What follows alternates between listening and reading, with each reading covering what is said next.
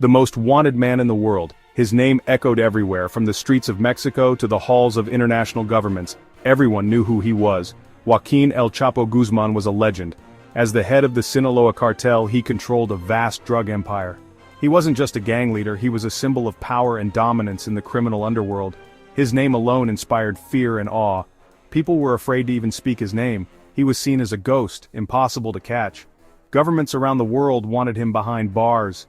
Huge rewards were offered for information leading to his capture. He had already escaped from a high-security prison in Mexico. His escape was like something out of a Hollywood movie, digging a long tunnel underground.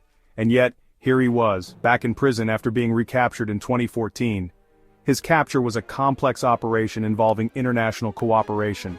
This time, he was in Altiplano, considered Mexico's most secure prison.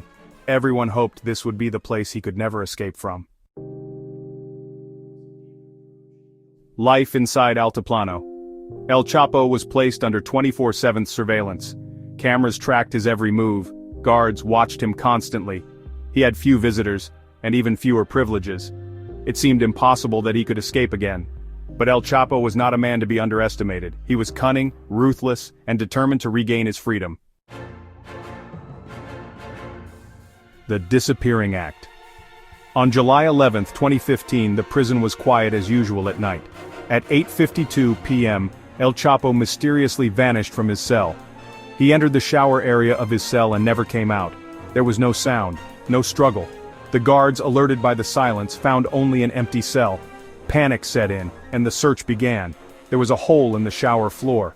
It led to a tunnel, a sophisticated engineering feat stretching for a mile, right under the prison walls. The tunnel was equipped with ventilation and lighting, a sign of careful planning. The tunnel wasn't just a hole in the ground, it was a complex engineering project requiring careful planning and precise execution. It was tall enough for El Chapo to walk through standing up. It was equipped with lighting and ventilation, making it relatively comfortable to navigate, and a motorcycle on rails. This bike was a quick and efficient way to travel through the tunnel. It was likely used to move dirt and help El Chapo escape. Digging the tunnel required sophisticated equipment and skilled labor. The sheer size and complexity of the tunnel pointed to a well-planned operation, involving detailed maps and intricate designs, orchestrated by a small army of loyalists, working for months, right under the noses of the authorities. This work required incredible coordination and secrecy. El Chapo's escape was a national embarrassment for Mexico. It showed the world just how deep corruption had seeped into the country. It proved that no prison, no matter how secure, could hold El Chapo. The Mexican government launched a massive manhunt. They were determined to recapture him.